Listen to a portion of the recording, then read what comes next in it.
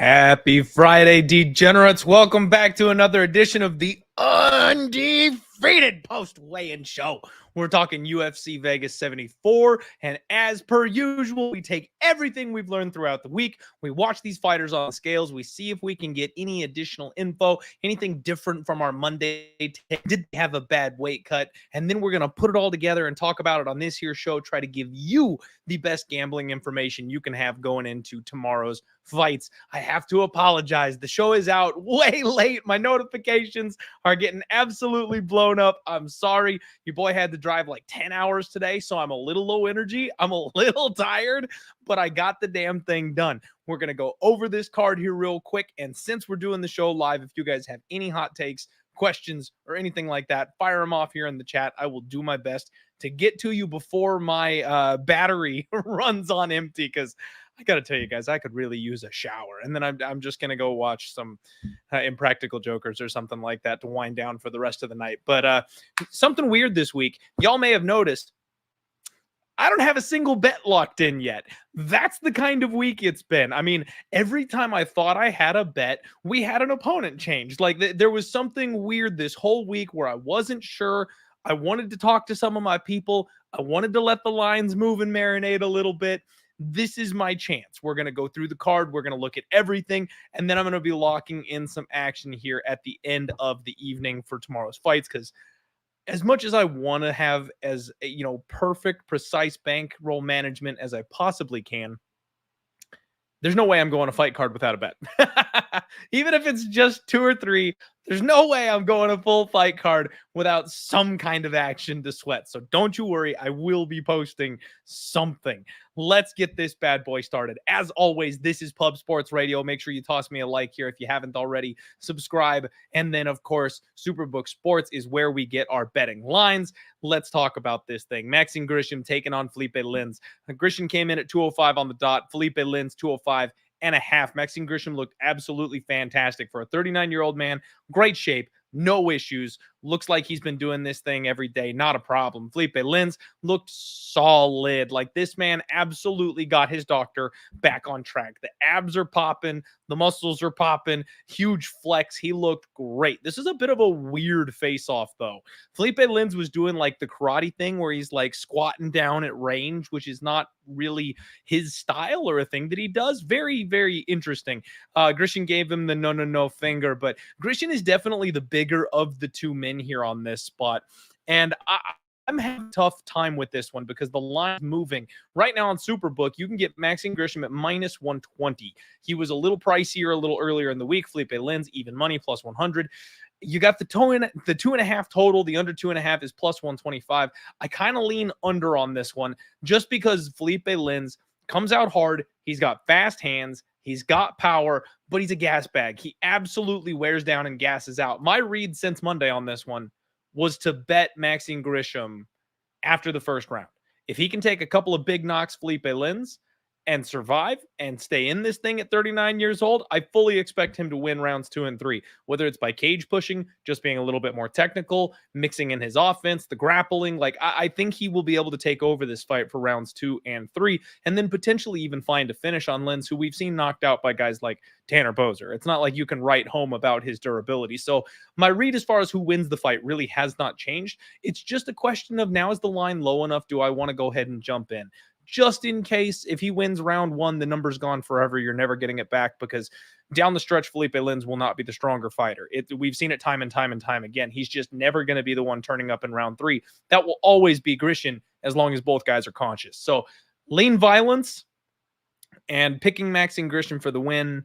Not sure if I'm waiting for the live bet or if I'm going to go ahead and bet it from the jump. Dawes says if Lins displays good fight IQ, he wins. I mean, maybe, but like, how often does he actually display good fight IQ? We see him kind of bum rush people early and then fade down the stretch in like every fight he's ever in. So I don't know if we can count on him to suddenly display better IQ than that. Joseph saying there's some Cage Warriors tonight. You love to see it. We've got A. Martinez. What is up? Nothing to worry about. The bets are coming. Don't you worry. Just haven't. It's a weird week, man. It's one of those. This week is so sketchy. Like, there's nobody on this fight card that I trust. If you put any fight on this one except for the main event, and you like remove it from this card and plug it in to like any other fight over the next 10 weeks, that's the one we're skipping. Like, that's the fireball and popcorn fight of the evening. We've got an entire card full of it. So it's like, if you're really thinking about, and you guys know I like to degen out, I like to have fun. We're gambling recreationally. I'm not looking to like pay off my mortgage or anything with a bet this weekend. But if that's what you were doing, I don't think there's a bet this weekend. Like, I don't think there's a single bet on this entire card this weekend that you would look at and be like, take out the 401k, baby. That's the one. So I'm just kind of trying to balance my degeneracy with where I can actually make a little bit of side cash and enjoy these fights. Shout out to everybody for joining me here. We got 53 live viewers. Thank you all so much for hanging out. Justin, I saw you in there, buddy. Shout out for the fireball and popcorn. You love to see it. I hope everybody's kicking ass today. VGO, Mark, AG, Gregory D. What's up, everybody? All right, next up, Damon Blackshear taking on Luan Lacerda. Both men made 136 pounds. My guy, Damon Blackshear, absolutely jacked. He looks fantastic up there. Gave a big old smile when he showed off them muscles. Luan Lacerda, honestly, this man looked like death on the scale today. I mean, he really looked like he was having a tough time. Mouth hanging open. He was still dry mouthed at the face-offs too. So that looked like that cut really took everything he had to get down to 136. And here's the interesting part. I thought Lacerda would be bigger. I thought after watching Luan Lacerda's debut that he was going to be the larger of the two men. And in fact, I couldn't have been more wrong. Damon Blackshear has a size advantage here in this one. And this was a really intense face-off. These guys were like staring each other down. And it was great. Damon goes in for a handshake. And it was like the video of the guy on the plane. I want to shake his hand. I just want to shake his hand. They like death gripped each other's hands while they were shaking. It was really funny to see that be the moment they decided to go ahead and have their standoff. Some money has come in here on Luan Lacerda. Damon Blackshear was like a plus 110, I want to say, earlier in the week. He's been hovering in that ballpark basically the entire week. And now all of a sudden, on Friday night, he's a plus 135 underdog. Luan Lacerda is all the way up to a minus 155 favorite. So that line is obviously moving that direction. Somebody's pushing it that way. I've seen a lot of opinions on this fight. I've listened to a lot of people I respect talk about this fight. I've been saying all week that I felt like Damon Blackshear, this is maybe his spot to get right. I understand that Luan Lacerda looked solid in his debut. I think he's got the striking advantage here, but I also think that the raw strength might be on Damon Blackshear's side, and I think the cardio is on Damon Blackshear's side. Guys, the fact that the number got better and Damon is the bigger man when I felt like he was going to have the better cardio and strength, I think I have to bet this. I legitimately think I have to bet Damon Blackshear this weekend. Plus 135 as a dog. I didn't really like the even money, the plus 105, but plus 135, I can handle plus 135. And on top of that, you can find over 10-1 on Damon Blackshear's submission prop. Right now, over on Super Book Sports, you can get plus 1,100 for Damon Blackshear to win by sub. And let me tell you, he nearly ended his last fight in the third round by submission over a very, very well-rounded and respected Basharat brother. I could see this man, Lacerda, who looks to have had a tough weight cut and really wasn't pushed in his last fight. Like I mentioned, I have no actual like evidence yet to base it off of, but just kind of some of the things I've seen in his fight. I think he's a bit gassy. I think his gas tank is a little bit suspect. And if somebody pushes him grappling, which didn't happen in his last fight, he potentially could slow down, gas out, and then be a little easier for the taking. I'm kind of looking at Damon Blackshear in round 3. Look at this. So I was thinking by sub in round 3 because that's his most likely path to victory, right? And you're going to get a stupid number on that. However, Superbook Sports does not do the combo, finish and round prop. They just do one or the other. Damon round 3 is 30-1. I thought it would be like 20-1. And then if you did the combo of sub and 3, it would bump it up to like 28 or 30-1, something like that. But no, Damon round 3 straight up is 30-1 on Superbook Sports.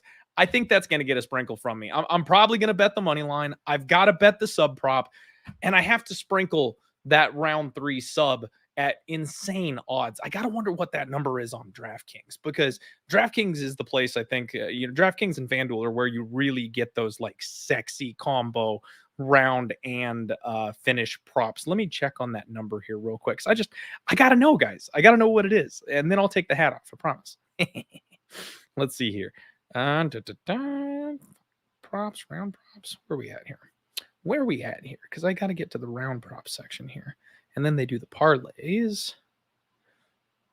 Damon Blackshear by submission in round 3 is 40-1. I mean, round 3 by itself at 30-1 is probably a sexy enough price tag, but man, is he ever KOing this guy? I don't know if he's ever KOing this guy. Get me an extra 10-1 on that for the sub. Whoo!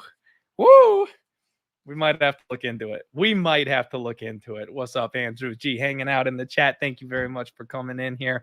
All right. And Asher going the other way, saying Lacerda KO round 3, 50-1. Hey, you know what? Same logic applies the other way, right? Like if you think he's going to have the striking advantage, which I'll concede he probably does, and you think he's going to be the one live deeper down the stretch, then 50-1 is not a bad look there. I mean, I think it goes the other way personally, but hey, I'm not going to knock a 50-1 prop. I will never talk you off a 50-1 prop. I really need that gif from The Office. If someone offers you 100-1 on something, you take it. All right, next up, we've got Jinyu Frey taking on Elise Reed. It's really funny, guys. I got to just tangent here for a second. Every time I do the show live, it's because I'm like, you know what?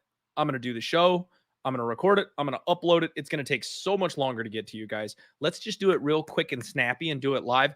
And then you degenerate bastards jump in the chat and I interact with you guys and the show is twice as long every time because you guys get me going. I just can't help myself. You guys come in here and start firing things off at me and I'm having too much fun. I can't keep it tight when I'm live with you guys. It's just too much fun. Jinyu Frey taking on Elise Reed. Jinyu Frey is 116. Frey is 116. Elise Reed came in at 115 pounds. Jinyu Frey, honestly, always looks good.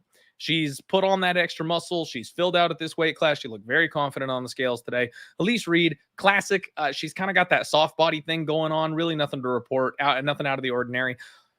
Frey has a slight size advantage. And this is something that really kind of was interesting to me in this spot because you guys know, I've said time and time again on my show, Jinyu Frey was an atom weight. She's 105er, and she's fighting up at 115 because the UFC doesn't have a 105-pound class. She's always been undersized. Now, the extra muscle has been a difference maker for her. That's really, kind of helped her in this area, but she's just always going to have a capped ceiling because she's too small. She's bigger than Elise Reed. She's taller than Elise Reed. She's also more well-muscled and thicker than Elise Reed. When I was breaking down this fight, I kind of thought Elise Reed was going to be the one with the height and reach advantage here in this spot. She's just not. I mean, she's got a reach advantage because she's lanky, but she's much smaller. She's much slimmer. And we know the weakness that she has on the ground. I started off this week thinking I'd be a hot take type of guy saying Elise Reed was going to be the winner here. Not only was that not a hot take, but everyone seems to agree with me, which terrifies me. Elise Reed is the -130 favorite. Jinyu Frey is the +110 underdog here in this spot. And there's just nobody on Jinyu Frey this week, guys. Nobody. I haven't seen anybody picking Jinyu Frey to win or anything like that. All of us are on Elise Reed. And you know what happens on these pick'em lines when it's a 50-50 and everybody agrees on one side, but the line just isn't budging? It smells like a trap to me, boys. It smells like a trap to me. I don't do this always, but I was curious right before the show, so I pulled this up here. The one place that you can find like the betting splits is on VSiN.com. They have the the public betting splits from DraftKings, which is a pretty public book when you think about all the places that people can gamble. And they're reporting. And again, this is where I'm pulling it off VSiN's website. I'm not sure exactly how accurate these are. And obviously it's only from one book, so we can't get a full picture of the market itself. But 72% of the bets are coming in on Elise Reed and 93% of the money is on Elise Reed. So like I said, everybody. I mean, there's a couple people here and there that are sprinkling on Jinyu Frey. 7% of the money is on Jinyu Frey. And it's still -130 +110 there too. So like, that's just, that's like so big red flag here to me. The thing I want to talk to you guys about, I did start this week thinking Elise Reed, and I talked on my Monday show about this being Elise Reed. And then I found out that apparently Jinh Frey is working with my girl, none other than Sam Page. So if she's working with Sam Page, who knows how to beat Elise Reed, her job is on the line. She just got knocked out. Like, if there was ever a time that Jinh Frey was going to come in and wrestle, it would be this week. And on top of that, she just got promoted to BJJ brown belt, folks. I mean, so the grappling has obviously been a focus in her camp leading up to this. She's working with my girl, who relies on that pressure, pace, and grappling. We're in the small cage. Like, there's just a lot of factors lining up that I'm like, this is a 50-50 fight for a reason. And you guys know I'm super uncomfortable when people agree with me. I prefer to be on an island. I like being the hot take guy. I feel like I do better when I'm not swimming upstream with the crowd, or when I'm not swimming downstream with the crowd. I'm swimming upstream instead. I feel like I'm right. So I don't want to change my pick just because people agree with me. But all the pieces kind of fell into place for me over the course of the week that I'm kind of leaning more towards Jinh Frey here in this spot. I just think I said this on the Monday show. If somebody could show me a picture, a video, anything of Elise Reed drilling takedown defense, if you could show me her working with anybody on her takedown defense and her get-up game, because that's the hole in her game, I'd take her in a heartbeat. She's younger, she's faster, she's longer. She might even hit harder at this point, but she can't grapple to save her life. If she's patching that hole, I think she beats Jinh Frey.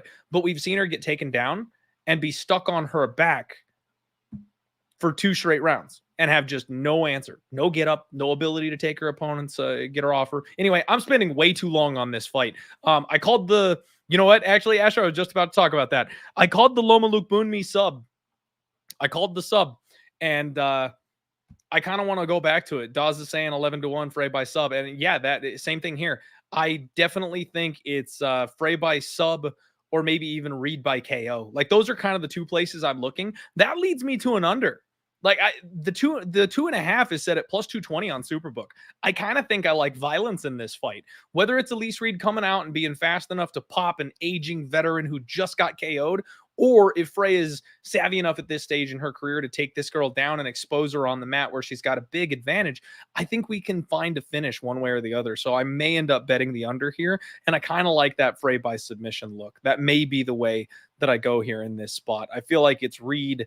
I maybe Frey early, Reed late is kind of the way it plays out a little bit. But honestly, either one of them can connect or land it at any point in time. I do think violence is kind of a sneaky way to play this fight. Next up, Jamie Mullarkey taking on UFC newcomer Muhammad Naimov. We've got Mullarkey 156, Naimov 155.5. Mullarkey did apparently need the box of shame, but he looked okay. He made weight. We're all right. Naimov honestly looked good. Dude's pretty thick up there. I have no reference point for this guy. Mullarkey's got a slight size advantage. This was another good face-off. Naimov doesn't look like he's playing around. He absolutely he looks like he's coming to fight in this spot. I have not had the opportunity yet to look at Naimov. I do apologize. Like I said, I was trapped in a car for 10 hours today. So these short notice replacement folks, I don't have anything for you on. I haven't been able to study them. Don't know what they're good at. Don't know what they're bad at. Just kind of a brief overlook here at Muhammad Naimov. He does have 2 losses. He lost on the Contender Series way back in 2020. Lost his fight immediately after that. But since then, he's got 2 round 1 finishes and a split decision win on his record. So he's kind of working his way back to the UFC. They thought he was good enough to give him a shot on the Contender Series to begin with. However, it does look like he's naturally, it seems like maybe a 145er. So fighting up a class against a guy like Jamie Mullarkey, I don't like it. However, I also can't get behind this price tag. Jamie Mullarkey is a massive, massive favorite. Minus 450, plus 375 on Naimov. We've seen Jamie Mullarkey like hurt and clipped and wobbled, and it seems like Naimov's got a little bit of power on him. If you want to roll the dice on the dog, 10-1 Naimov by KO, I wouldn't hate that whatsoever. Kind of like the under again. I mean, Mullarkey has been a guy that's mixed in the takedowns and the wrestling and is stretched to fight out. So this one might go a full 15, but Mullarkey, I think, should be able to handle Naimov in this spot. I just can't give you anything concrete until I look into Naimov's last couple fights and see maybe what he's good at, what he's bad at. But Jamie Mullarkey, he's a guy that I want like slight plus money on every time I play him. That's really the only way I want Jamie Mullarkey. I don't want to lay this kind of a chalky price tag on him. I don't think we can trust him at this kind of a number. even against somebody who he should just be able to absolutely steamroll just because of the way he fights. It seems like he gives opponents their opportunities to get back into the fight if they want to. It's a whether or not Naimov is capable of taking advantage of it. So definitely picking Jamie Mullarkey to win. Finish, decision. It's kind of how he wants to play it, and I hate when you can't trust a fighter to pick a method like that.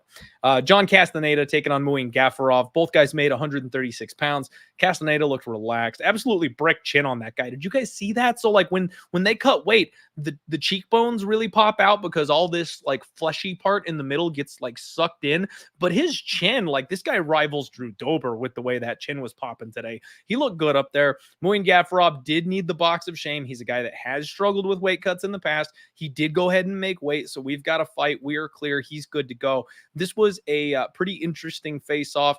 These guys seem like they're relatively friendly. Muin's got a huge freaking head on him, which I always assume is just, people taking HGH or whatever. But the thing that I thought about in this fight, now, earlier in the week, and I can tell you guys, I did get the word from Superbook, a sharp bettor or respected bettor has come in on Muin Gafarov here in this spot. He's still a plus 110 underdog, minus 135 for John Castañeda.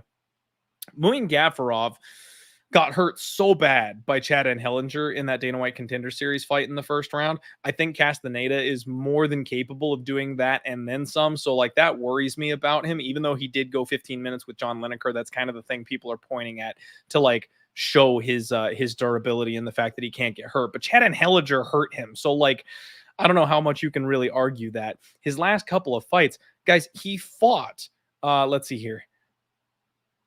6-10 of 2022, 10-14 of 2022, and now I guess 6-3 2023. So they're not as close as I thought, but this will be the third fight essentially in a calendar year for a guy who struggles on the scales. So that's something that I found a little bit interesting. It may be, I thought it was a quicker turnaround than that. So I was going to say this might be a little too quick of a turnaround, but now that I'm looking at it, it's been like 8 months since we last saw him. So that doesn't really hold water here. I've been going back and forth on this fight basically all week. I really thought we were going to get maybe a little bit of a buy low on Sexy Mexi here in this spot. And then I talked with my co-host on Monday, and he kind of talked me into the Muin Gafarov side. Over the course of the week, I've kind of trended back the other way. So you guys know what I've been doing as a money-saving venture. If I am flip-flopping on a fight, and I mean, like, I just keep on going back and forth. Now, like the Jinyu Frey spot where I started on one side and the information led me to the other side, I feel pretty good about that. Like, logically, I got from one side to the other one. This one, I'm going, I can't figure out what I want to do with this fight. I'm not sure who I like. I can make arguments for both guys. When that happens, I'm passing. I'm just staying off of it because I can't, every time last year I did that, I ended up on the wrong sides. You think long, you think wrong. I'm not confident enough to make a play in this spot, and I can't even fade myself because I can argue both sides of the thing. I'm going to go ahead and end on picking Castañeda. I will not have any money on a side on this one. I'm not going to be betting on this one, but definitely curious to see what we can do here. Definitely curious how these guys turn out. All right. What's up, everybody? We got about 118 live people here in the chat. Thank you all for hanging out. I see my guy Mark, Logan, James, Asher. Hope everybody's doing well. Oh, shit. Did we just lose the... Okay, it's back. All right. I thought we lost the camera there for a second. We're good. We're good. Everybody calm down. Next up, we've got Andrei Arlovski taking on Dante O'Mays. Andrei made 245. Dante 262 and a half. He's a big old boy, let me tell you. Nothing new or different from Dante O'Mays. And I love you too. Adampa? Is that how you say that? A-D, Ampa, Adampa. I'm not sure I'm saying it. You tell me how to pronounce your name, but I'm glad you're enjoying the show to end the week, my friend. Thank you so much. And I'm very upset that we're missing Guram this week as well. That's such a bummer. Biggest loss on the card for sure. Guys, Andrei Arlovski, he's 44 years old now, and he barely flexed on the scale today. Like, he's starting to look saggy. And I'm not saying that, like, I know I could lose about 30 pounds myself, and I'm working on that, by the way. But that's not the kind of saggy I'm talking about, okay? I can make heavyweight. That's not a problem. Andrei's getting that old sag. It's where the PEDs just aren't doing their jobs anymore. It's where the skin is starting to get loose. And Asher already knows where I'm headed with this one. I cannot wrap my brain around people backing Andrei Arlovski in this spot. Don'Tale Mayes is a minus 140 favorite now over on Superbook Sports. Andrei Arlovski is plus 120. And I have gone to the well several times with Andrei Arlovski, and I've lost. I'm sorry, not Andrei Arlovski, with Don'Tale Mayes, and I've lost in those spots. But damn, man, like you look back, and I just want to talk it through for a second. Hamdi, this guy had Hamdi dead to rights in round 2. Had him like KO'd flat in round 2. I don't know how he survived that. I don't know how he came back from that, but he did. Put that wrestling to work. We all maybe undersold Hamdi just a little bit in that spot. Obviously has a massive wrestling skill set, but then he also popped for PEDs. Not that, everybody's doing them, obviously, but I kind of got to think that there's a chance Hamdi survived because of some of the extra supplements he was taking there in round 2 on short notice. And then he fights Augusto Sakai. And I'll be honest, Don'Tale Mayes has never looked worse. He has never looked worse than when he fought Augusto Sakai. But Augusto Sakai is also a legit heavyweight. I mean, this guy is big. He's big. He's long. He's fast. He puts up more volume than most heavyweights in the UFC do. Like, that was in hindsight. Why did I think that Don'Tale Mayes could beat a guy like Augusto Sakai? He wasn't going to be able to do what Sergey Spivak did. They don't fight the same. He wasn't going to be able to do what Alistair Overeem did. They didn't fight the same. Those were the talking points that I used in that spot to be like, oh, well, Don'Tale Mayes can take this guy down too. Obviously, Sergey Alistair did, but they are so much better at that than Don'Tale is. I should have known better in that spot. However, what we're getting is a 44-year-old Andrei Arlovski who now gets paid by the fight.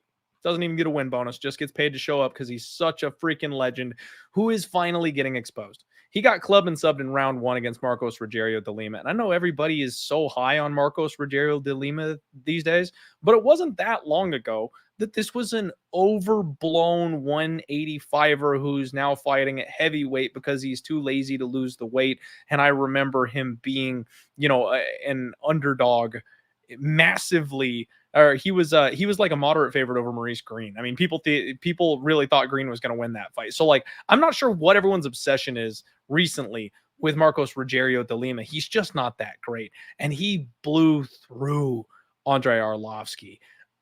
I thought Andrei lost the Jay Collier fight. I thought he lost the Jared Vanderaa fight. I thought he lost the Carlos Felipe fight. The only one he probably won is the Chase Sherman fight. I mean, in my opinion, Andrei Arlovski should be on a 4-fight losing streak right now. So I think I got it, guys. I really think I got it. You've got the younger guy by 13 years who has power. We saw that in the Hamdi fight. Who can wrestle. And we just saw Andrei's grappling get exposed. I mean, if there's ever a spot Don'Tale Mayes is going to pay me back and give me my money, this is it. I will close with I've been staring at this, line the entire week, watching it move. Money coming in, line getting wider.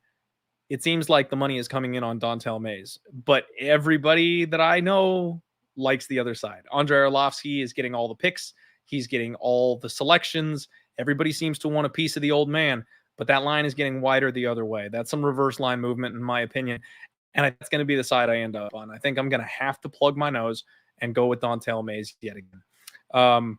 And the one thing I do want to make sure I close this out with is I got confirmation, not just any sharp, but the big guy at Superbook Sports has come in on Don'Tale Mayes this week. Got word of that. Need to pass that along to you guys. Again, you do with that what you want. Anytime I have landed on a side with the big guy, it seems like we've got a pretty decent record of hitting. And that's not, hey, I found out the big guy's on him, I'm going to tail that action. Like, I was on Don'Tale since Monday and just too scared to pull the trigger. I think I'm going to have to do it. The Golden Octagon, my guy with the dono. Thank you so much, my friend. Hope you had a great vacay. Thanks for being here. Thank you for being here to support me, my guy. Very much appreciate it. Thank you. And Johnny with the big question, is Andrei retiring after this fight? I think he is. I don't have confirmation. I need to go back and listen to a couple of the interviews, but I believe, like, word on the street is that this is his retirement fight. And that's just one more angle, folks. You know me. If a fighter is retiring, you fade the shit out of them, because retiring fighters have one foot in the grave. When they're doing sprints at the end of practice, they don't go quite as hard. When you want to run that, that extra mile, they decide not to do it. If your partner wants to go one more round on the mats, I'm good. I'm going to head home. That's what happens with these guys. They're already checked out up here, and that translates to them not fighting well in the cage. And Logan comes in with the big guns. Trust your balls, Dontail it is. I love it, Logan. You're absolutely right, man. This is a sketchy card, and I've been a little chicken shit all week to actually like plant my flag on some of these spots. And you're right. I've been trusting my balls all year, and it's worked out pretty well so far. Let's trust him one more time on Saturday. The bet is Dontail Mays. He's going to get me some of the money back that we lost on that Hamdy spot. Let's freaking go. All right, everyone, if you haven't yet, do me a favor. Hit the like button. This stream is lasting a little longer than planned, so let's get through the rest of this card here. Johnny Munoz taking on Daniel Santos. Munoz 136 looked really good on the scales today. Daniel Santos 135.5, solid flex, looked fantastic up there. Very in the moment, I have to say. Santos really chomping at the bit to get to his man. It was funny because the face-offs really reminded me of kind of how I feel like this fight is going to go. Johnny Munoz did the like arm out, like stay away from me, stay at the end of my fist thing, and Santos got right up to him as quickly as he could to get in his face. Like, that's exactly how this fight is going to go in the cage on Saturday. You're gonna have one guy who's using his footwork, his speed, his length, and the other guy trying to track him down and kill him. So kind of funny the way that worked out there. The other thing I found interesting, Daniel Santos is all of our favorite bets this week, right? Like, this guy we wanted to bet him at minus 155 the first time this fight was booked. We, to quote Uncle Weezy, we showed our hand, and the bookies now made this line much wider, knowing that we were all going to come in on the Santos side. They want to give us the wrong price. Regardless of who wins, they'll find a way to make some money off of it.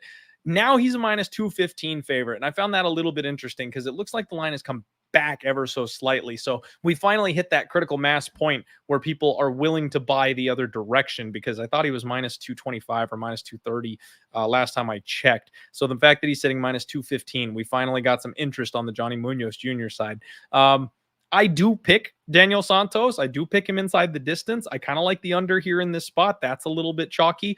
We've seen Santos eat just egregious amounts of punishment on the feet. Eventually, that's not going to work for him. Is Johnny Munoz the guy that'll be able to land that killing blow? I'm not entirely certain, but the way he fights, it's going to lead him to getting caught at some point. So I think rather than laying that minus 200, I would be looking at the under 2.5, or fight doesn't go the distance personally. Keep an eye out on this one for potentially live betting purposes. You might be able to get a Daniel Santos buy low if Johnny Munoz just kind of styles on him in the first round. We know Santos doesn't go away. We know he keeps chopping, and he could just work his way back into the fight and break this guy in the third round. We've seen it happen before. I think we could see it happen again. Next fight up, we've got Abubakar Nurmagomedov taking on Elizeu Zaleski dos Santos. Nurmagomedov made 170 pounds. Elizeu 171. No problems at all for Abubakar. Strong flex on the scales today. Elizeu, though, barely recognized the guy. I mean, he shaved his glorious hair, and he looks old in the face all of a sudden. I'm not sure what happened in the last year since his PED suspension. Physically, he looked fine. It doesn't look like a guy coming off a PED suspension. He looked fantastic physically, but his face looks very sunken in and old, like he's had kind of a rough year, if I'm being honest. Ibu was taller by just a little bit here. We've got Nurmagomedov, the minus 120 favorite, Elizeu Zaleski, the plus 100 underdog. And this is another one where I have flip-flopped just a little bit here.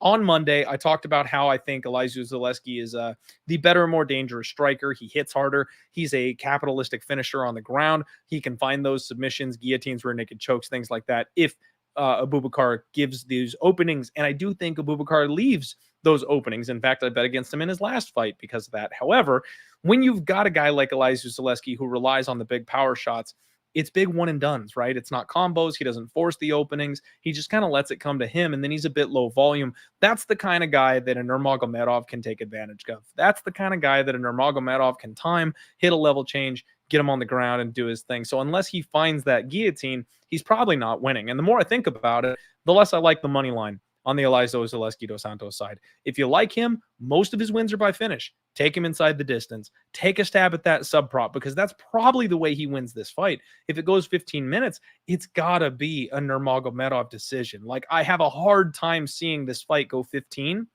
and then actually seeing Elizeu Zaleski get the win just based off of what, like maybe a small handful more power shots on the feet when they're trading. Like, I've got a hard time with it. So I think I'm flipping from Elizeu Zaleski to Abubakar. However, I am not confident enough in that flip, like, the other one I mentioned earlier, to actually go ahead and put money on it. My guy Real Deal Prime in the chat saying wrestling rules. I know that was for 1 or 2 fights ago, I think, but I think it applies here. I'm going to lean on the Nurmagomedov side after kind of mulling on it over the course of the week. But again, flip-flopping, not putting any money on it. But I will go ahead and pick Nurmagomedov here. We've got Karine Silva taking on Ketlen Souza up next. Karine made 125.5. Ketlen Souza made 124.5. Karine's got that hair. I need like an afro wig to put on every time she fights because it's ridiculous. I swear you'd have to like peel the hair away to see her face sometimes. It's all over the place. She looks strong, gave an intense flex up there. She's a big girl. Her opponent, Ketlen Souza, showing off her elbows on the scale, which I think is a very telling sign. You love to see that. She was feeling herself up there. Obviously a decent height and size in general advantage for Silva. Souza, though, has got that little dog syndrome in her, showing no fear, stepping right up, looking her in the eye. She reminds me so much of Jessica Andrade for some reason. I told you guys that on the Monday show, and I still really just, she oozes Andrade vibes to me, that little fighter confidence that she's got going for her. Karine Silva, minus 210. Ketlen Souza is the plus 180 underdog. I think she was plus 185 earlier in the week. So this is another spot where I kind of want to be a little different from everybody. I know everybody and their mother is just piling in on Karine Silva here in this spot. And I think Souza is extremely live. I think Souza with the offensive wrestling is live. She's the better striker of the two, and people might think that sounds crazy. Just because Karine Silva is tall and long and knocked her opponent down last fight doesn't mean she's a great striker. She's explosive. Don't get me wrong. She's explosive as shit, but I think Ketlen Souza is the actual cleaner striker. If she gets on top, obviously Silva can armbar and stuff like that, but she's so tight and compact. Let me tell you guys, I've done some grappling. I'm a lanky bastard. I'm 6 foot. I got these tall, long limbs. My knuckles drag on the ground a little bit. Like I've got these long ass arms. Wrestling and grappling against smaller people sucks because you can't get your leg up to get your guard back. You can't pull your, like if you're going to fish for like if you want to go for like an elevator sweep or something like that, you need the butterfly hook. You can't get your legs in because they're too tight. They're too small. They're too compact. They get on top of you and there's no space. The grappling actually favors the smaller, compact fighters in those types of situations. So yes, Karine Silva could absolutely get a submission. Maybe she's flexible enough to hit something that I obviously am not, but I think there's a chance she could get put on her back in this spot and Souza would be okay. And then on the feet, I actually think there's a chance that Souza will be the more impressive of the two because Silva will be trying to keep it at range, whereas Souza will be crashing the pocket and maybe landing bigger shots in tight, in close, bullying her around a little bit, even though she's the smaller of the two fighters. I think we got a live dog on our hands. I'm not sure if I want to bet her just yet, though, because I actually think the under might be a better play. I've talked about this before with the women's MMA fights. The overs are always so juiced. The overs are always so chalky. It makes sense when you get kind of a close line with a women's MMA fight to go ahead and flip the script and take the over because they always go to a decision, right? But lately, they've been getting these right. Like when Jillian has a minus 115 on an under 2.5, it's over in the first 2 minutes. That's kind of what I'm feeling here. We've got an under 2.5 minus 115. I think Souza can absolutely KO or TKO ground and pound Karine Silva, and then Silva obviously can knock out or submit Ketlen Souza in this spot. I think we actually take the women's MMA violence at what is close to an even money price tag. I kind of like that. That may be the way I lean in this spot. My guy Nick in the house, what is going on? Appreciate the kind words, my friend. Thank you for being here. We're about to wrap up this bad boy. Next up, everybody, the people's main event. Victor Altamirano, Tim Elliott.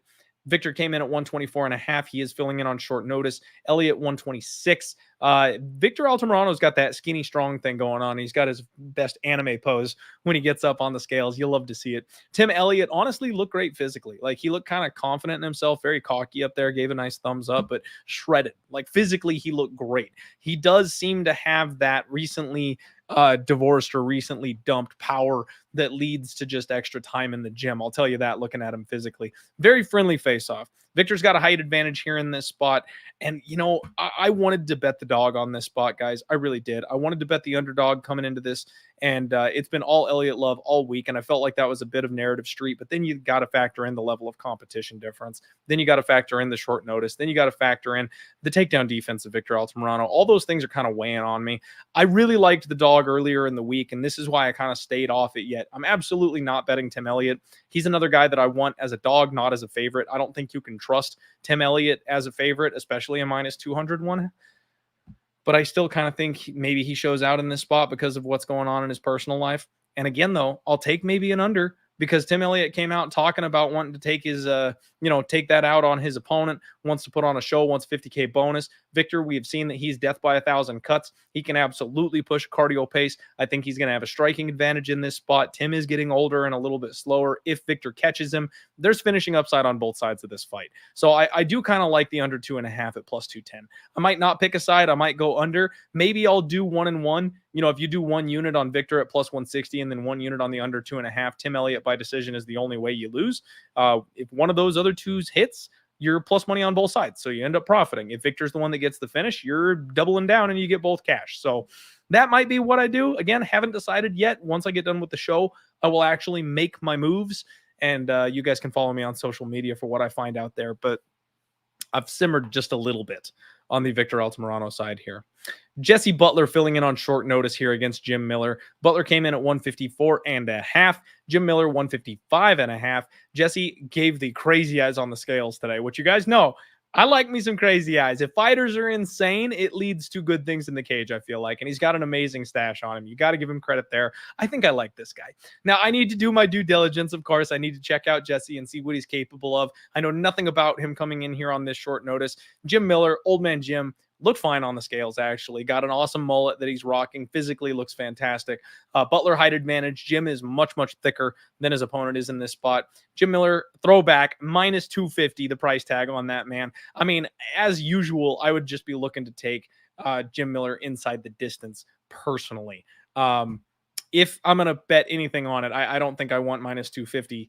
I would rather bring that price down and play it inside the distance. But I want to look at Jesse. I want to see what he's capable of before I make any rash movements. Maybe I'll find a way to bet the dog because old man Jim is getting up there in age these days. But honestly, any short notice opponent against a guy as dangerous as Jim, he's probably going to handle him accordingly. That's just kind of what we've seen from Jim over the course of his career. Dixon checking in here. What's going on? Asking how Lacerda looked to me. And yeah, we talked about that one way back at the beginning of the show. I thought Lacerda looked like garbage, Dixon. I already leaned to Damon Blackshear in this fight, but I was shocked by how big Blackshear was when they faced off, and Lacerda looked terrible for his weigh-in. I definitely think I'm going to be going on the Blackshear side of things coming into this one. Let's see, bro, some dad in the house here. What's going on? Let's get some stimmies this weekend. You'll love to see it. And we got Bunk Hoots. That's a new one. What's up? How's it going? Thank you for joining the show today. Co-main event, folks. Alex Caceres, Bruce Leroy, 145 pounds. Daniel Pineda, 145.5. Caceres looked good, relaxed up there. This guy, you can't bother this guy. I like Alex Caceres' energy. He threw that one victory fist up at the scales. Daniel Pineda, huge flex. This guy is absolutely jacked. Like we talked about last time, he found his doctor, and boy, did that do him some good in his last fight when he found his doctor, because this guy is definitely back on track where he needs to be. Height advantage obviously goes to Bruce Leroy, and then Pineda is far thicker than his opponent here. This was a surprisingly friendly face-off. I wasn't expecting to seeing these guys, slapping each other's backs and laughing up there, but that's what they were doing. I think this fight is violent. That's what we have come to know about Daniel Pineda. He comes out hard, he comes out fast, and if he can't take you out of there, he kind of turns helpless. It takes him the second or the third round, but he gets his ass beat by these guys that just have him out techniqued. I think he can steamroll Alex Caceres early. I honestly do. I think he's strong enough to blast double Alex up against the fence in the cage and get him to the ground. And then once he's down there, Alex has always had a bit of a problem with the submission defense. I think Daniel Pineda by sub at plus 375 is not a half bad way to go in this spot. However, if he doesn't get that round one sub, we have seen this guy just time and time and time again slow down, gas out, fall apart. And Bruce Leroy is really coming into his own. I would not be shocked whatsoever if Leroy was able to put this guy out after he decided to slow down and couldn't quite keep up the pace. The Tucker Lutz fight Seemed like he was losing up until the moment that he actually got the finish almost. That was the 2-minute and 50-second in the second round. So it seems like his cardio, whatever they've got him on him these days, his cardio seems to be looking just a little bit better. But normally he puts everything into that first round and is basically a walking dead man in the second. I kind of think he returns to form here in this spot. You go back to like his PFL days or back even before the PFL, and it's just round one, round one, round one, round one, round one. Like that's all this guy does. So I've got a feeling this is going to be a fast start, potentially a fast finish. And then I wouldn't be shocked at all if honestly, if he like gasses out and shoots a sloppy takedown, Caceres has those long ass lanky arms. He could hit a submission himself. He could choke this guy out in the second or in the third round when he's too tired to strike with Bruce Leroy and he dives in for a takedown. I could see Bruce Leroy getting a sub himself on this, man. So definitely like violence. Probably going to find an alternate because at Superbook, they've got the total set at 1.5. I'd rather play a 2.5 or it doesn't go the distance myself than play a 1.5. So I'll probably hunt and peck around there for that. But I'm definitely going to be picking still Daniel Pineda. I think the round one thing is how this goes more often than not. So I'm going to pick him to win. I'm going to pick him to win early. Kaikara France taking on Amir Albazi for your main event here. We've got Kaikara 125.5 pounds. Albazi came in at 126. Kaikara is intense as ever. This guy is always up there mean mugging people. Looks solid. Looked in great shape. Amir Albazi rocking the sunglasses on the scales. I took some points away for that. You got to dock him points for the sunglasses on the scales. You know I can't stand that shit. One arm flex from Amir Albazi. Physically, though, looked fantastic. Looked really great. And then Kaikara France came up and did. Let me see here if I can. he did the throat slash at Amir Albazi, and credit to Albazi. Most people just kind of sit back and awkwardly like stare at him while he does that because they're like, "What do I do with this?" Albazi like straight up like. He shook it out and then roared back at him. He like screamed at Kaikara France while he was mid throat slash. I love the intensity coming from both these guys. I really do. This is going to be such a fun fight. It seems like Albazi has a ever so slight size advantage. Both guys were intensely confident in themselves. Both guys talking and jawing even after that exchange. They've got the total set at 3.5. Now 4.5s appear to be kind of an auto bet over. That seems to be the trend. If they set it at 4.5, more often than not, that bet is going over the total. So 3.5, just in my brain, has me going, the bookies don't want to give you that extra round. And I think that's for a reason. We haven't seen Amir Albazi much at 5 round. We haven't seen him much in the main event slot. Kaikara France, he's been there a couple times, but we've also seen a whole lot of finishes from him in that position. So I seem to think we see violence on Saturday here for our main event. Albazi should be able to, put the grappling to work on Kaikara France. He's actually got some heat in his hands himself. And then Kaikara France, obviously, they call the kid, don't blink. So he's going to put hands on Amir Albazi when he tries to come in and set up those takedowns or change levels. And we're in the small cage. I think that definitely will factor. It's going to make these guys fight one another less moving around the octagon. Personally, I lean on the Albazi side. I have all week. And I'm still kind of sticking to that, although I'm insanely nervous about it. I really thought that I'd be betting Amir Albazi by now. But again, it's just that little hairs on the back of my neck, that voice that's like, I don't want to disrespect Kaikara France. Like, this is a massive step up for Amir Albazi. His skills seem to check out. Like everything we've seen, it all looks good. But he has yet to face like a top 15 guy. And now he's taking on a top 5 guy. Like, this is a huge jump. I mean, take the chance, kid. You want to be a contender? You want that belt? You freaking go for it. Props to you for taking that leap. But that doesn't mean I got to bet on you. And that definitely doesn't mean I have to bet on you as the favorite. That seems a little disrespectful of Kaikara France. The problem is I can see it. Albazi's got the path. Kaikara France has struggled with grappling.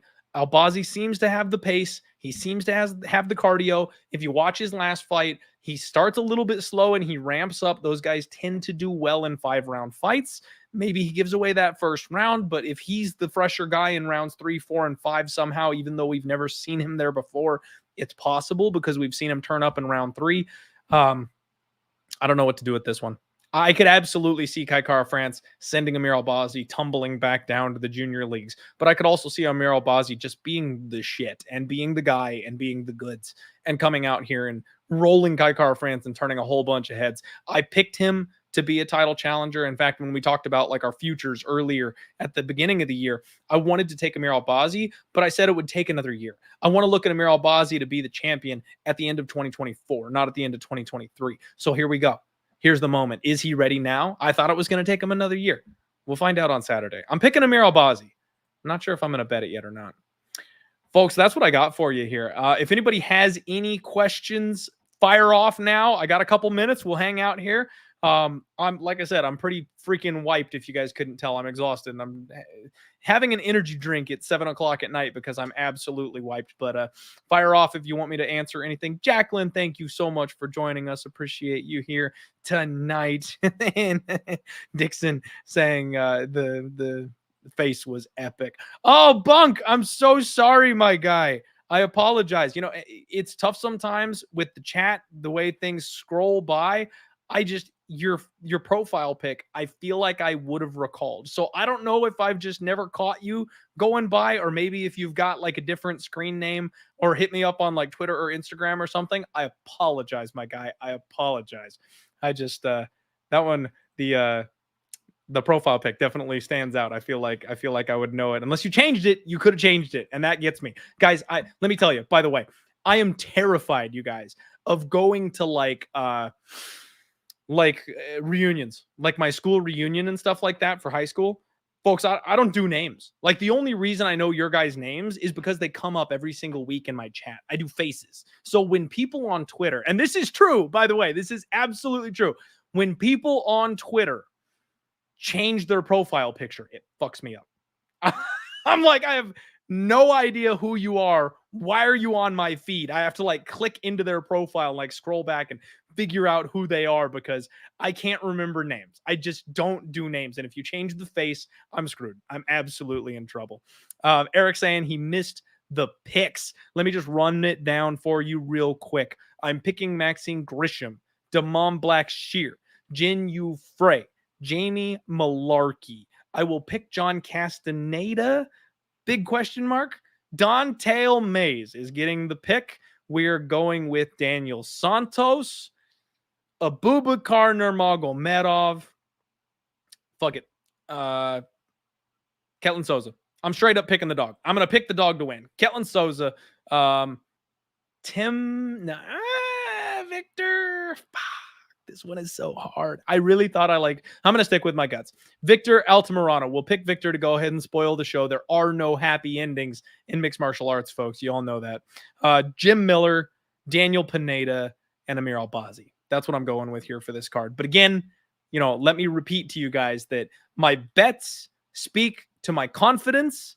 If I'm picking something and I don't have any money on it, there's no weight on that pick. I'm picking it for the sake of picking it because that's my job. Gene, thank you very much, my friend. Appreciate you for tuning in. Glad you enjoy the show. Dixon asking, do you think Zaleski looked different? Yes, I do. To my eyes, he looked less shredded, more flabby. Honestly, man, he's coming off a contender or a PED suspension. So yes, I absolutely feel the same. The big thing for me was the wear and tear on his face. Like, for some reason, he looked old to me. He looked old. Not to say that he's necessary. We've seen people come off of PED suspensions and perform just fine. So that doesn't necessarily mean that I'm betting against him or that he's going to lose, but he definitely looked a lot more worse for the wear on the scale today. And that was a bit concerning. I agree with the red flags. Tucker, thank you, my friend. I'm not sure. Oh, I thought that was a crying face. Okay, we got the money face. I thought it was like the sad tear eye. I'm like, are you fading me? And that's why you're sad? No, absolutely, my guy. Crushing it this year. And that's why we got to be careful this week, because this is a sketchy ass card. We do not want to give it all back on a week like this when we can just keep the gravy train rolling. Eric, you are more than welcome, my guy. Let's see here. Any matching picks with the big guy? Good question, Eric. Good question. There is one, and you're going to hate it. Don'Tale Mays. The big guy came in and bet Don'Tale Mays. I picked Don'Tale Mays on Monday, and I left my balls in my wife's purse, so I did not trust them. Here we are on a Friday, and I'm going to have to trust them. I'm going to have to go fish them out of my wife's purse, set them down on the table, and I think we're going back to the well with Don'Tale Mays on Saturday. Me and the big guy. Bunkoots, thank you so much, my friend. Definitely appreciate you. Sorry about that. I will look out for the name next time. I'll make sure I catch you next time. All right, everybody. I think that'll do it. That's the Undefeated post-weigh-in show. Thank you all for hanging out here on Post Sports Radio with me live on a Friday night. We will see you tomorrow, UFC Vegas 74. Keep an eye on the social media. I'll be tweeting out all my official picks and plays and stuff like that here in just a moment. Real quick, before we sign off, Johnny asking what else did the big guy play, or that's the only one. That is the only one. So the big guy is very, very tight on his action, guys. He's the exact opposite of me. He'll make like one bet per card. Sometimes he disappears for 3 weeks at a time. The sharp action, however, they've got Muin Gafarov, and they did have a sharp, respected guy come in on Pineda, as well as apparently today somebody bet the Lindskirchen under. So they've got a couple of other sharp bettors that came in and gave action, but the big guy is only on Mays. That's the one bet that he made this week. My guy Sean V in the house. What's up? How's it going? How's it going? Oh, Mitchell. My goodness. So let me just tell you guys, for those of you that are still with me, even though I've signed off like 3 times already, hockey fell apart for me. So, like, I had a stellar season. The NHL degenerate action, if you guys follow me on Twitter, we've been crushing it this year. And the beginning of the playoffs, crushing it, absolutely killing it. There was just one series that I couldn't quite get my fingers on the right way. And then the last round of the playoffs, it all fell apart. I couldn't pick a game to save my life. Thank God I had the Jason Robertson most goals in the Stars series, because if I hadn't done that, it would have just been a brutal round of the playoffs for me. I can't figure out the Panthers. Cannot figure them out. So I'm going to go ahead and pick the Panthers to win game 1. I know they've been off for a long time, and that layoff, that rustiness can definitely cause these guys to slow down and break that form that they're in. But I think the extra rest might actually be a bit of a benefit. And honestly, I'm just done going against Sergei Bobrovsky. The guy is just incredible this season. For some reason, in the playoffs, he hit the on switch, and he's been absolutely fantastic. I'm not stepping in front of a hot goalie. I've learned that's how you lose money. If a goalie is fire, you don't bet against them, because they will just continue to take your cash. That's just kind of a lean, but you know, if you want to roll with that, good luck. Because I have zero confidence. I don't know who to pick. Panthers Knights was not the matchup that I saw happening for the final this year personally. What's going on, my parlay bets? Appreciate you, Eric, Johnny, of course, all you guys. Thank you all so much for hanging out with me. I'm going to sign off for real this time. I'm going to drink this thing. I'm probably going to watch, like I said, I'm going to watch an episode of Impractical Jokers with my daughter, and then I'm going to take a freaking shower. I love you guys. Have a great week. Let's kick some ass tomorrow. Let's roll.